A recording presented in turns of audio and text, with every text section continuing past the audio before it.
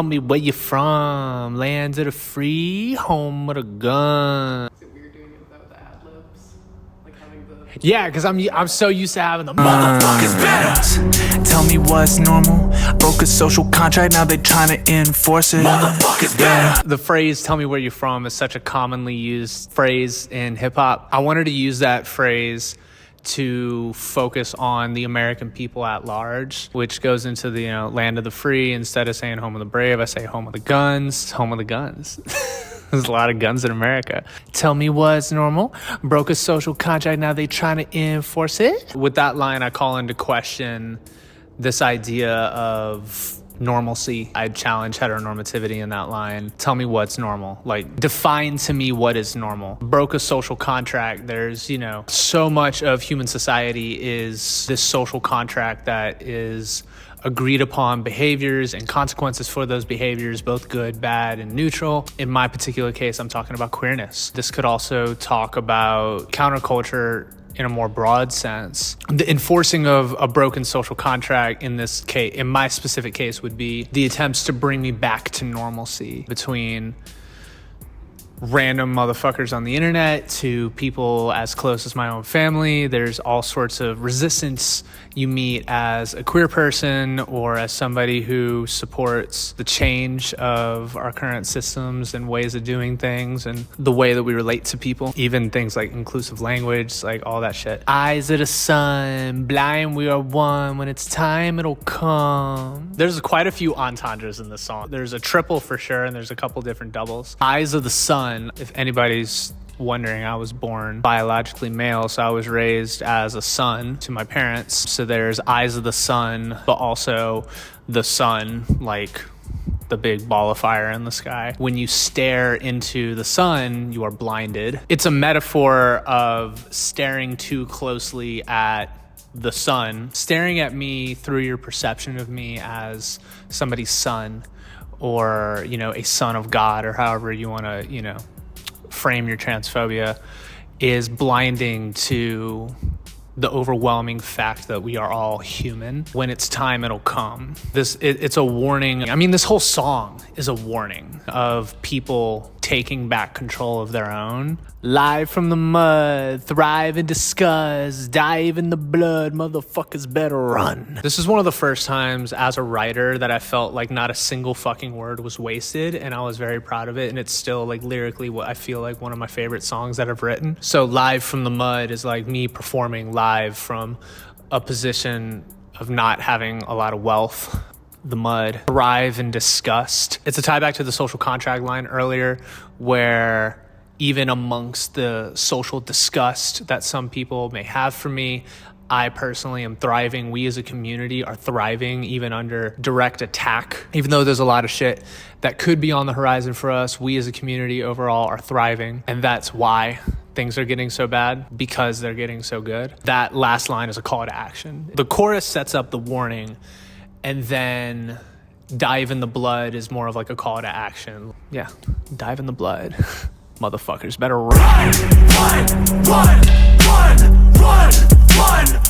motherfuckers better. The chant of run throughout the song is both to the people a call to action, like let's run toward our freedom, let's run to get to work. And then it's also a warning to those who want to continue to see the exploitation of others, even if it's their own exploitation. It's a warning to the oligarchy, to the ruling class, like, get ready, we're coming. Run for your lives, suffocate the skies, suffrage really subjects in disguise. This force of social change is a matter of life and death, ultimately because of the existential threat being faced on our planet as it pertains to us being able to habitate it. Suffrage really subjects in disguise. Suffrage, the right to vote, is a comment on the illusion of choice within a limited two-party voting system. While there's typically a lesser evil, depending on your view of things, you're ultimately stuck between evil and less evil, and that's not fucking good. Like, when do we get to have a choice for good? Subjective and collective, bitch, I'll pry your fucking eyes out your skull for a tiny little crumb. When the fight is the goal, it's a knife to a pole. Ain't no light in our souls, it's my rights to uphold. This is when I start to more comment directly on society. I start to more directly comment on the way it's affected us socially, and the objective of what we're currently doing is so individualistic. It's not about us as a collective.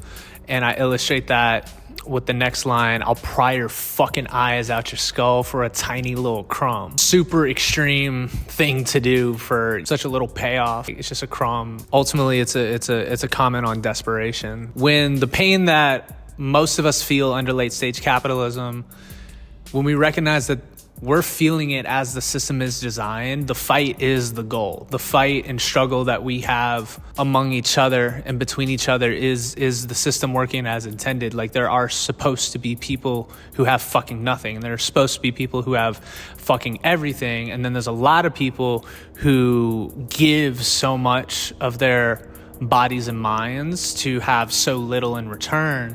So kind of a tie back to the gun thing. When the fight is the goal, what's a knife to a pole? Which is, a pole is typically a large... This is how I know I have so many white fans, as I'm explaining all of this fucking slang. Yikes. A pole is a large rifle of some sorts, ARs, AKs, anything like that. It's just a classic idiom in the English language, bringing a knife to a gunfight. So when the fight is the goal, what's a knife to a pole? So I do a play on like pole, like any sort of like long-barreled automatic rifle of some sorts, with the voting pole. Both poles in the situation are instruments of violence if used against other people. That's a bar, bro. That's a bar. Are you hearing me? You're not hearing her. Almost like we are owned, almost like it's a joke, almost like we supposed to feel deprived, the unspoken underside, that is us. Elephant in the room, I got a big old tusk, and that shit don't tuck. This is probably my favorite triple entendre I've ever written. Elephant in the room, I got a big old tusk, and that shit don't tuck. It's a comment on my body as a trans woman. It's a comment on elephant in the... Fuck. Oh, it's such a bar. It's such a good fucking line. Dude, I really cooked with that one. Elephant, the elephant is a symbol for the Republican Party, who, if it's any mystery, I do not fuck with. Elephant in the room, I got a big old tusk. That could be me as a trans person making other people uncomfortable because they're thinking about the fact that I have a dick because of the way my voice sounds, or the way, like, they're just, making all sorts of weird assumptions. And now I am the elephant in the room. Could be the elephant in the room is the concept of change, running to work, springing into action that none of us are talking about in a particular social setting. And then it also could just be a conservative person in the room. That sounds weird. Just any regular conservative. It could also be like some right-wing nut job in the room who poses a threat to me. So the big old tusk could be, it's such a good line. Like, it's so layered. Got a big old tusk, and that shit don't tuck. So kind of back to the pole, the large rifle that you can't conceal. We're just gonna skip past that. The girls that get it, get it. And if you don't get it, it's not for you. So let's just move on. Pop it out the concrete the way that I'm risen. Ultralight beam, judgment day by the millions. Pompeii in the district. Do not play with the system. Be okay with the vision, be our slave. It's okay, we can change our position. We get blames either way, but the game stays with us. Motherfuckers better look, tell me where you're from. Reference to, rose growing out of the concrete, something beautiful coming out of a really harsh circumstance and environment. I'm popping out the concrete the way that I'm risen. Ultralight Beam is a song by Kanye West featuring Chance. It's really Chance's song, if we're gonna be real. But it's a beautiful song, and it is, this big message of hope and community is a huge message of like community and the power of like people. And even though it's a predominantly Christian flavored song, I wanted to use that and reference not only, you know, a really, you know, a favorite song of mine, but be able to kind of like take it and use it as like a light of hope. Judgment Day by the Millions kind of, I feel like the way a lot of Christian fundamentalists view the concept of Judgment Day, like it's going to be some big storm and then a beam of light's going to stick through and Jesus is going to float down and be like, we're going to start with the faggots, hell. And like flipping that around to realize that, you know, the collective consciousness that all people each represent both individually and collectively, like we are all God. We enable realities, we create, and we also destroy them as we create new ones. So Judgment Day by the Millions, Pompeii in the district. Pompeii was a, you know, historical volcano in Italy that fucked up and buried a whole city of people. The district, Washington, D.C. is the District of Columbia. So yeah, it's just a lot of imagery of social revolution. These last couple lines, I then like take on the voice of the system, of the oligarchy, of the ruling class, and kind of this seductive influence of like, but wait, you could become one of us. We could pay you very well. Like, just work for us, work for the system, pledge your life to this ideology, and we can make you more comfortable without having to embrace the real discomfort of burning it all down and changing it. We can change your position. We get blamed either way, but the game stays with us. They speak from such confidence, like, hey, we'll take care of you, and like, I don't give a fuck, because like, these billionaires, they don't give a shit if they're getting blamed for shit. They don't give a fuck. Because at the end of the day, they're the ones that actually hold the power through assets and the means of production. So we can hold whatever opinion about them we want. If we're not getting active, it doesn't really matter what the fuck we say, what we tweet. You better run fast as you can pick your feet up, pick the speed up, get a gun. If you displeased with your leaders, bitch, you better fucking jump feet first into the deep end. Our purpose ain't on surface, we ain't Jesus. Don't convert the non-believers, they gon' see it for themselves. When the demons get dispelled, when we free them from the jail, when they're being finally well. I feel like this is pretty simple. Get moving. Like, this is when we really get past, like, first verse, I took a lot of time to just, like, paint the picture, describe what was going on. And then all of verse 2 is, like, action. Like, what the fuck are we going to do? Very famous part of Jesus Christ's story is that he walked on water. It's not important for the average person listening to this song or even me making this song to assume that we're going to be in some position of leadership or that we're going to be in the spotlight. But it is important that we're all involved in it because it's really important work. And it's not even really necessary at this point to try to convince other people who don't believe that they're getting the shit end of the stick of the system when it's important just to get to fucking work and they're going to see it for themselves. When they're being finally well is just a play on of the term well-being. Time to be tying up tyrants. I grew up admiring violence, shoot for raw.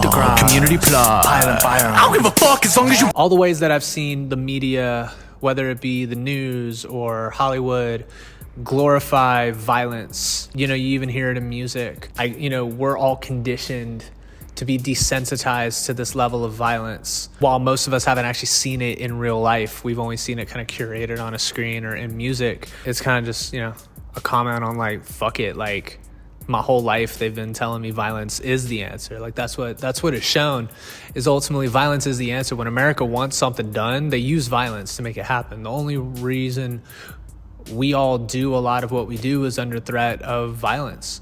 It's the whole reason you pay your fucking taxes, is because if you don't, they will throw you in fucking jail. Le coup de grâce is Changeling's gonna kill me for the way I just pronounced that. A French term meaning the final blow. If you Google it, I think it's like traditionally used for like if an animal's dying, like the way you would put it out of its misery, or if like a soldier is dying on the battlefield, like the way you would put that person out of their misery, because they're so close to death. It's like just like that final blow. So I loved that I found a way to use a French term that has was like so spot on meaning, but it also like perfectly rhymed. I was fucking stoked. Like, I Googled it out. There are so many times where I think of a line, like it just comes out when I'm working on the song, if I'm just like kind of freestyling or writing.